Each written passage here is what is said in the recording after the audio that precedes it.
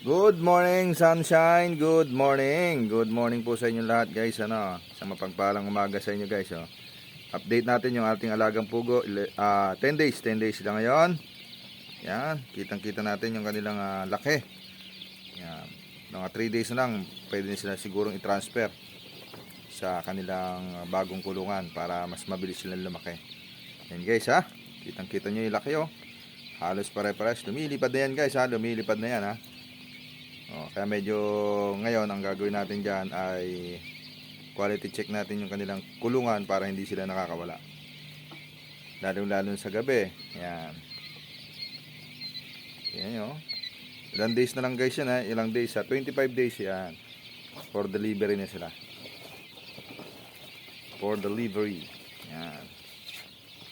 Sa mga nagnanais mag-alaga ng pugo, yan, pwede rin kayo mag-alaga ng day old chicks, o kaya ay magpaalaga kayo ng RTL.